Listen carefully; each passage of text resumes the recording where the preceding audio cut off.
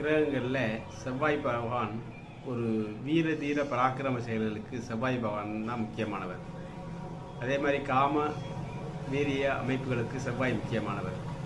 ஒருவர் வீட்டில் நிலம் வாங்கி சேர்க்கக்கூடிய அமைப்பு, பூமி சேர்க்கக்கூடிய அமைப்பு எல்லாம் செவ்வாயோட அமைகிறது. சகோதரர்களை பற்றி தெரிஞ்சுக்கணும்னா ஒரு ஜாதகத்தில் காரக கிரகமாக செவ்வாய் தான் வழங்குறாரு. செவ்வாய் ஒரு ஜாதகத்தில் லக்கணத்தில் அமைக்கும்போது அவங்க ஒரு சுஸ்தத்தனம் படைத்தவர்களாக இருப்பாங்க. ஒரு சின்ன பள்ளிக்கூடத்தில் படிக்கிற பையனாக இருந்தாலும் எப்போ பார்த்தாலும் மற்றவனை போட்டு அடிச்சுக்கிட்டு கிள்ளிக்கிட்டு இருக்கிறான்ல, துருன்னு இருக்கான் பாரு, அவன்லாம் லக்கணத்தில் செவ்வாய் வலுத்தவனாக இருப்பான். அதே மாதிரி பாகிஸ்தானத்தோடு செவ்வாய் தொடர்பு கொள்ளக்கூடிய அமைப்பில் அவங்க சொல்கிற பேச்சுக்கு யாரும் மறு பேச்சு பேச முடியாது. அப்படி பேசினாக்க சண்டைலாம் போய் முடியும். அது மாதிரி தன்மை படைத்தவர்களாக அவங்க இருப்பாங்க. அதே நேரத்தில் செவ்வாய் 3ஆம் இடத்துல இருக்கும் பொழுது சகோதரக்காரன் செவ்வாய் சகோதர ஸ்தானமான 3ஆம் இடத்துல சகோதர தோஷத்தை கொடுக்கக்கூடிய அமைப்பாக இருக்கும். 4 செவ்வாய் அப்படிங்கிறப்ப திக்பலத்தை இழக்கக்கூடிய தன்மை.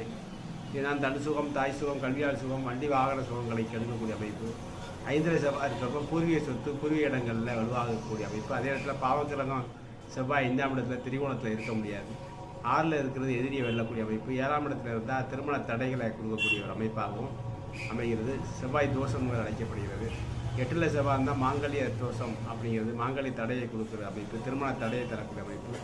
சபதமாக 2ஆம் பார்வையாக 7ஆம் பார்வையாக குடும்பஸ்தானத்தையும் பார்க்கக்கூடிய அமைப்பில் இருக்காங்க. இல்லற வாழ்க்கை, குடும்ப வாழ்க்கையை காலதாமதம் செய்யக்கூடிய அமைப்பில் வந்துடுது.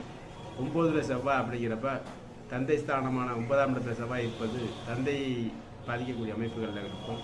10ல் செவ்வாய் அப்படிங்கிறப்ப அதிக சுபத்துவமாக இருக்கக்கூடிய அமைப்புகளில் மருத்துவம், இராணுவம், போலீஸு, செவ்வாய் சார்ந்த அமைப்புகளில் ரியல் எஸ்டேட் செய்கிறது, பூமி வாங்கி விற்கிறது அமைப்பு, கமிஷன், பூமி கையில் கமிஷன் கிடைக்கிறது. அதுக்கு அடுத்தபடியாக கசாப்பு கடைக்காரராக இருக்கிறது. இது போன்ற அமைப்புகளில் செவ்வாய் அதிக சுபத்துவமாக இருக்கிற அமைப்புகளில் மருத்துவம், இராணுவம், போலீஸ் போன்ற அமைப்புலையும், பாவத்துவமாக இருந்தால் அடாவடியாக ரவுடியாக இருக்கிறது. இது போன்ற அமைப்புகளை எல்லாம் தரக்கூடிய அமைப்பாக இருக்கிறது. 11ல் செவ்வாய் இருக்கிறது. பாவக்கிரகங்களான செவ்வாய் 11ஆம் இடத்துல இருப்பது கெடுதலை கொடுக்கறதில்லை. அதே நேரத்தில் 12ஆம் இடத்துல செவ்வாய் அப்படிங்கிறப்ப முக்தி, மறுபிறப்பில்லா தன்மை, அதுக்கு அடுத்தபடியாக கொஞ்சம் அடாவடித்தனங்களையும் அவை தரும். பொதுவாக செவ்வாய் எந்த இடங்களில் இருந்தாலும் அந்த இடத்துலேருந்து 4ஆம் இடம், 7ஆம் இடம், 8ஆம் இடத்தை அவை பார்வை செய்து பாவத்தன்மையை தருகிறது. செவ்வாய் ஒரு பாவக்கிரகமாக இருந்தாலும் சூரியன், சந்திரன், குருவை பார்க்கும்போதோ அவங்களோடு சேரும் பொழுதோ நல்ல பலனை தரக்கூடிய அமைப்பு இருக்குது. செவ்வாய் ஒரு பாவக்கிரகம், இதோட ராகு சேர்வதோ அல்லது சனி சேர்வதோ கூடுதலான கெடுபலனை தரக்கூடிய அமைப்புகளில் வந்துடுது.